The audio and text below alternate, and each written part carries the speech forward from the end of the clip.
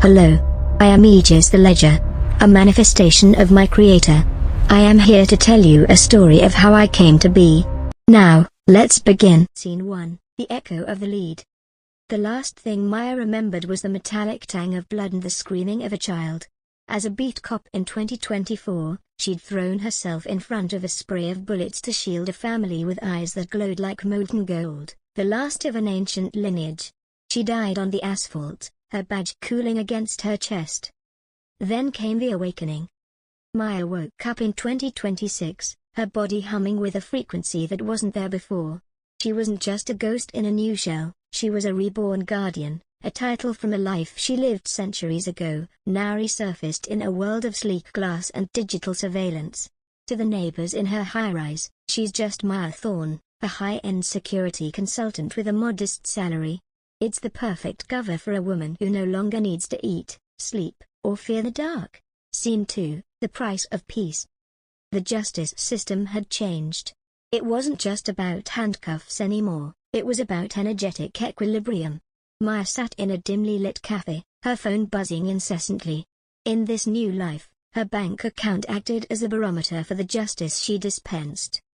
A notification popped up, anonymously deposited, $50,000. Across the street, a man who had been terrorizing a local shelter suddenly tripped, dropping a weapon he didn't even know he'd been seen carrying. Maya hadn't touched him, she had simply stood nearby, her presence acting as a spiritual anchor. In 2026, people don't just pay for bodyguards, they donate to the Guardian Fund. They sense her invulnerability. They see a woman who walked through a crossfire in the Bronx yesterday without a scratch on her designer suit, and they want that protection to rub off on them. Scene 3, the untouchable. You think you're a god? The hitman hissed, his hands shaking as he leveled a Barrett. 50 calories at her chest. He had been hired by a corporate conglomerate she'd been regulating simply by existing near their victims. Maya didn't flinch. She leaned against the cold brick of the alleyway, checking her watch. I'm just a woman doing a job that didn't end when my heart stopped the first time. He fired. The sound was deafening, a crack that should have shattered her ribcage. Instead, the bullet hit her sternum and flattened like a piece of soft lead hitting a diamond wall. It fell to the pavement with a pathetic clink. Maya didn't even have a bruise. She stepped forward, her eyes glowing with that same molten gold she'd died protecting years ago. My turn, she whispered. As she disarmed him with a speed that defied physics, her phone chimed again. Another $10,000. Justice, it seemed, was the most profitable business in the world. Scene 4, a new era of order. Maya stood on her balcony overlooking the 2026 skyline, a sprawling web of neon and order.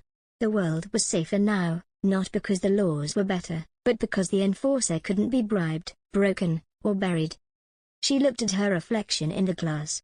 She looked like a normal 20-something, but she was a relic of a warrior age, an immortal pivot point for a society trying to heal.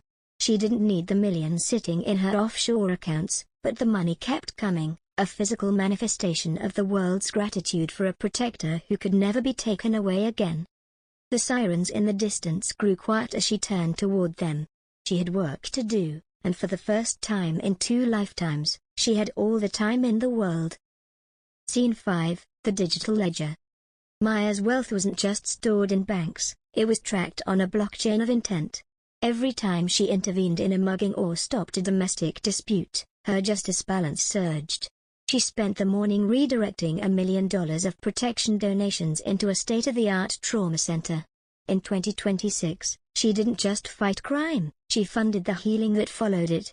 Scene 6, the ghost of the precinct. Maya visited her old precinct, standing in the lobby as a civilian donor. She saw her own memorial plaque on the wall. A young officer brushed past her, looking exhausted. Maya placed a hand on the wall, and a wave of calm washed through the building. Within an hour, 3 cold cases were solved by sudden breakthroughs. Scene 7, the first challenge. A syndicate known as the Void emerged, using experimental sonic weaponry designed to bypass physical armor. They didn't know Maya wasn't wearing armor. When they ambushed her in a subway tunnel, the high-frequency blasts shattered the concrete around her, but Maya simply walked through the sound waves as if they were a light summer breeze. Scene 8, The Offering. A billionaire tech mogul, terrified of a coup, begged Maya for exclusive protection. He offered $1 billion. Maya looked into his soul, saw the sweat of greed, and refused. "I protect the bloodlines of the innocent, not the vaults of the guilty," she said. The mogul's wealth began to drain into her accounts automatically as his crimes were exposed by her very presence. Scene 9, Memories of the Silk Road. While walking through a park, a scent of jasmine triggered a flashback. Maya remembered her first life, centuries ago, guarding a caravan under a blood-red moon. She realized her current immortality wasn't a gift, it was a promotion. She had been a guardian for ages, the modern world was just the most comfortable battlefield she'd ever seen. Scene 10, The Unstoppable Force. The Void sent a hijacked construction drone to level Maya's apartment complex. She stood on the roof, held out her hands, and caught the 5-ton machine. The impact would have crushed a tank, but Maya's feet didn't even crack the roof tiles. She dismantled the drone with her bare hands, her phone chiming with thousands of micro-donations from witnesses filming from below. Scene 11, The Bloodline Recognized. Maya tracked down the family she died saving in 2024. The young girl, now 4 years older, looked at Maya and didn't see a stranger. "You're the lady from my dreams," the child whispered. Maya felt a warmth that no amount of money could provide. She realized her power was tied to the survival of these ancient lines. Scene 12, The Infiltration. Maya allowed herself to be captured by the Void to find their headquarters. They locked her in a vacuum chamber, thinking oxygen deprivation would kill her.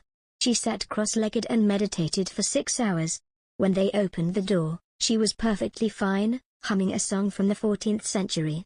Scene 13, Financial Warfare. As Maya walked through the enemy base, her justice ability acted like a virus on their servers. Every step she took crashed their dark web accounts. By the time she reached the command center, the syndicate was bankrupt. Evil, she realized, couldn't breathe in the vacuum of absolute transparency. Scene 14, The Public Eye. Maya went public, not as a superhero, but as an incorruptible constant. She sat for a televised interview. When the host asked if she feared death, Maya laughed. It was a sound of pure silver. "Death and I have an understanding," she said. "He stays out of my way, and I keep the world worth visiting." Scene 15, The Trap of Luxury. For a moment, the boundless riches tempted her. She bought an island, a fleet of planes. But the moment she used the money for pure vanity, her invulnerability flickered. A paper cut appeared on her finger. She immediately sold it all and gave the money to orphanages. The cut healed instantly. The lesson, her power was stewardship, not a prize. Scene 16, The Rise of the Antagonist. A man named Kale appeared, claiming to be a reborn destroyer from the same era as Maya. He didn't want money, he wanted chaos. He was her shadow, the entropy to her order. He began systematically attacking the peace she had built in the city. Scene 17, The First Wound. Kale didn't use bullets, he used an ancient blade forged in the same fire as Maya's soul. In a rooftop duel, he managed to graze her arm. Blood, golden and glowing, spilled. It was the first time Maya felt pain in 2 years. It reminded her that being immortal didn't mean she could be complacent. Scene 18, The Gathering of the Just. Maya didn't fight alone. She used her riches to equip the police force with non-lethal, high-efficiency tech. She turned the Justice Fund into a global scholarship for ethical law enforcement. She realized that one immortal woman is a shield, but a righteous society is a fortress. Scene 19, The Siege. Kale launched an all-out assault on the city's power grid. He wanted to plunge the 2026 utopia into darkness. Maya stood at the central hub, a beacon of light. As Kale's shadows swarmed, Maya's wealth, the collective will of the people's donations, manifested as a physical barrier of pure gold light. Scene 20, The Philosophy of the Sword. During their final battle, Kale mocked her. "Why protect these insects? They pay you to be their god." Maya disarmed him with a move learned in a forgotten temple. "They don't pay me to be a god," she countered. "They pay me to remind them that they can be good." Scene 21, The Redemption of the Fallen. Instead of killing Kale, Maya stripped him of his power using the ancient rites of their shared past. He became a mortal man, forced to live in the world he tried to destroy. Justice wasn't about execution, it was about restoration. Scene 22, the quiet years begin. With the major threats neutralized, Maya's life became one of quiet vigilance. She stayed in her modest apartment, though she could own the world. She spent her days teaching young officers how to de-escalate violence, her legendary status a quiet hum in the background of the city. Scene 23, the global shift. By late 2026, crime rates plummeted globally. The Maya effect had changed the human psyche. People stopped committing crimes not just because they feared her, but because her presence made the act of evil feel physically heavy, almost impossible to carry out. Scene 24, the final donation. An elderly woman approached Maya in a park and handed her $1. "For the protection of my grandkids," she said. Maya felt a surge of power greater than the millions she'd received before. True justice was found in the smallest acts of faith. Scene 25, a moment of reflection. Maya sat by the sea, watching the sunset. She realized her journey from a beat cop to an immortal guardian was a cycle. The universe would always provide a shield when the arrows became too many to count. Scene 26, the new blood. Maya met a young rookie cop who had the same look in his eyes that she once had. She gave him her old, battered badge from 2024. "You don't need to be bulletproof to be a hero," she told him. "You just need to be there." Scene 27, the dissolving of the vaults. Maya initiated a program to automate her wealth distribution. The billions she had earned through her justice ability were now fueling a world where poverty, the root of most crime, was being systematically erased. She was working herself out of a job, and she loved it. Scene 28, the Eternal Guardian. Centuries passed in her mind's eye. She saw a future where humanity didn't need a bulletproof woman anymore. She saw a world of light. She realized she was the bridge to that world, a sentinel of the transition.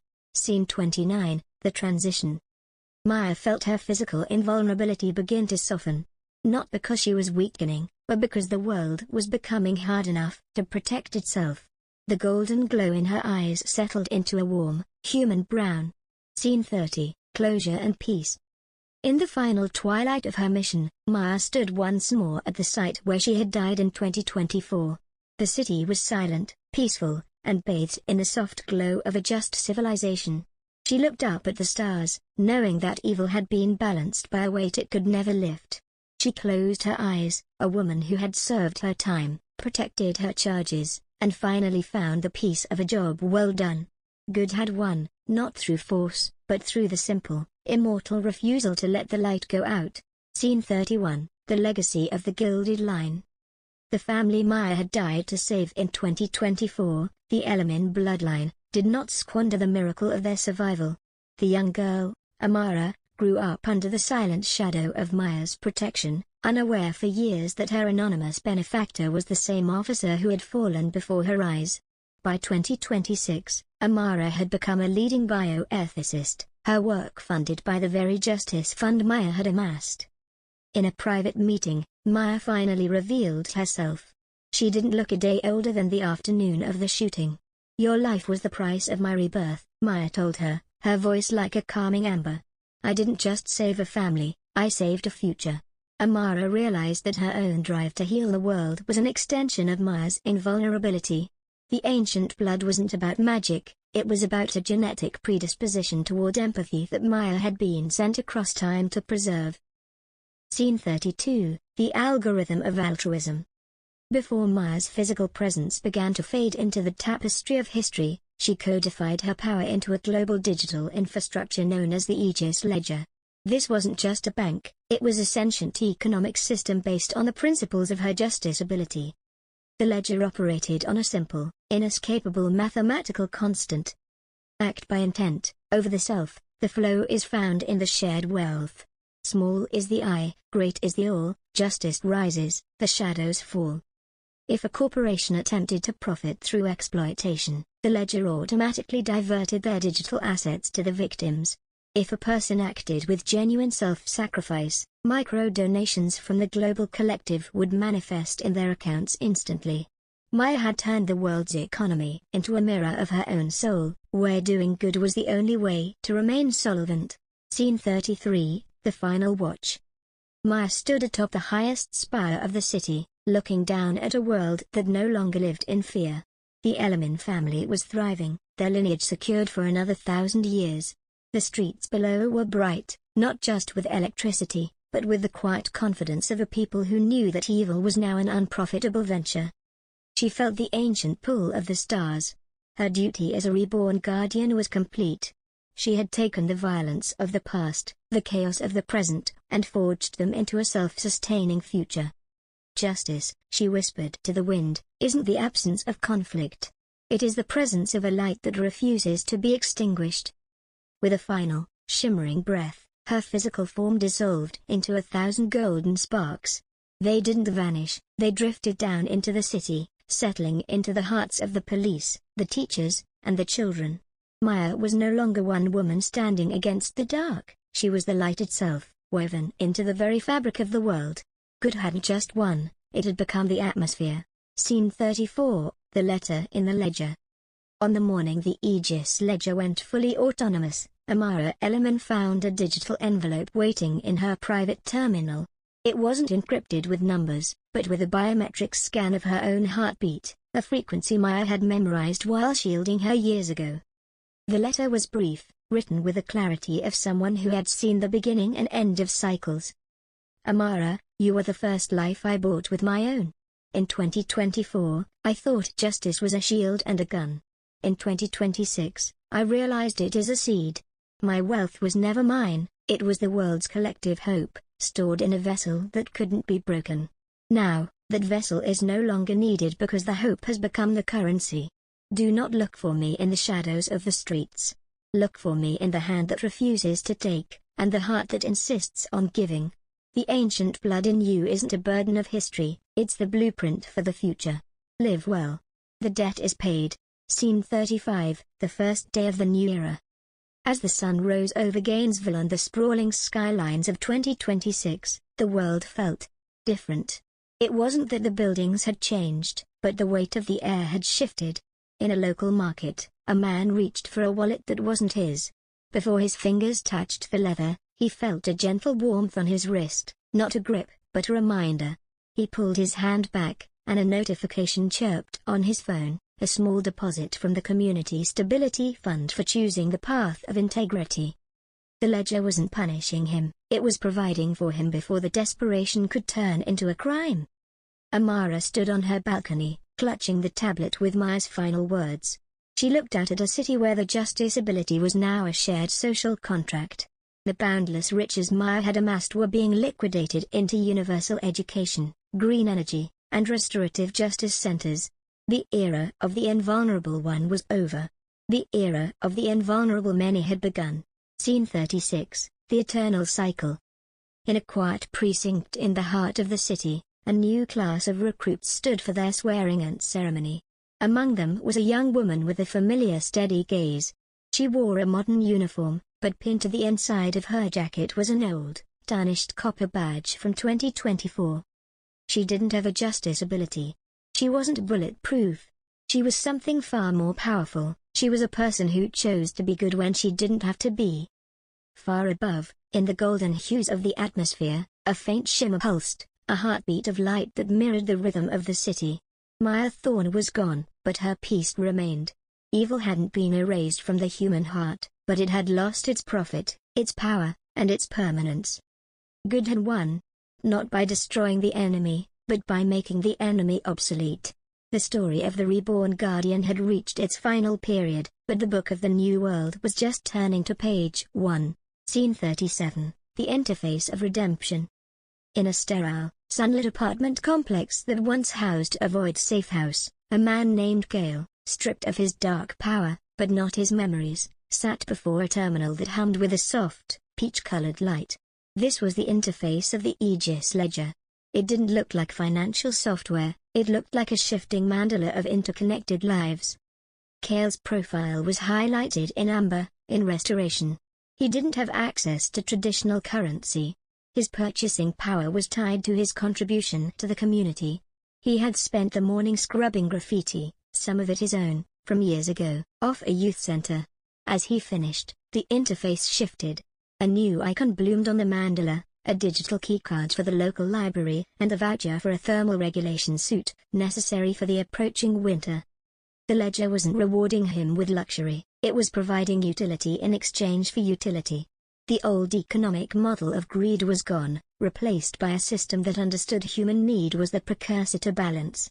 Kale felt the heaviness of his past actions being lifted, not through forgiveness, but through direct, quantifiable amends. Scene 38, The Shadow's Purpose. Amara Elliman visited Kale as part of her oversight duties for the Aegis Foundation. She found him tending to a rooftop garden, his hands soil-stained, a stark contrast to the man who once tried to plunge the city into absolute darkness. "You look." Amara paused, searching for the word, balanced. Kale leaned on his shovel. "The ledger makes it simple, Amara. When I do something for the whole supports me. But I still feel it." He touched his chest. "The capacity for chaos. It hasn't vanished. It's just quiet." Maya's ultimate victory wasn't the eradication of the evil capacity within humanity, it was the creation of a system that channeled that energy. The world needed the potential for shadow to appreciate the light. In 2026, crime didn't exist because the friction required to commit it was too high. The urges to steal was met with a surplus of need, the urges to destroy was met with a surplus of creation. Maya hadn't destroyed the dark half of the yin-yang, she had made the light so brilliant and so accessible that the shadow was forced into a state of graceful rest. Scene 39, The Architecture of Balance. The Aegis Ledger, operating on its intricate mathematical constant of intent/ego, had achieved what centuries of law and order could not. By linking economic solvency to moral action, it created a feedback loop of prosperity. In the old world, poverty bred crime, and crime bred more poverty, a spiral of entropy.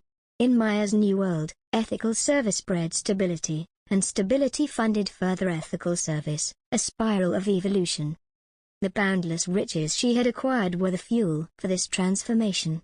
The billions of dollars were systematically converted into resources, education, healthcare, infrastructure, psychological counseling, and placed at the disposal of anyone the ledger flagged as in need. By solving the fundamental problems of survival, the ledger had removed the primal justifications for evil. What remained of shadow, the minor, personal selfish choices, became the necessary contrast, the background against which good could define itself. A lie became noticeable because truth was the default. A selfish act became visible because generosity was the standard. Scene 40, The Sunset of the Guardians. Amara stood with Kale on the rooftop, watching the sunset cast a violet glow over a city that was at peace, but not dormant. It was alive with the tension of creation. "Do you think she's still out there?" Kale asked. Amara looked at him, the man who was once her enemy and now was a reminder of why the balance was beautiful. "No," Amara said, her voice steady. "I think she became this." She gestured to the city, to the vibrant life, to the ledger interface humming on their wrist devices. "She didn't die. She integrated. She is the balance between the light we seek and the shadow we choose to overcome." As the stars appeared, a final pulse of golden light resonated from the atmosphere, matching the rhythmic energy of the Aegis Ledger. Maya Thorne, the Reborn Guardian, had completed her task. She had taught the world that good wins, not by wiping out the opposite, but by creating a world where the choice to be good is the most profitable, peaceful, and perfect path of all. The yin-yang was in motion, and the harmony was beautiful.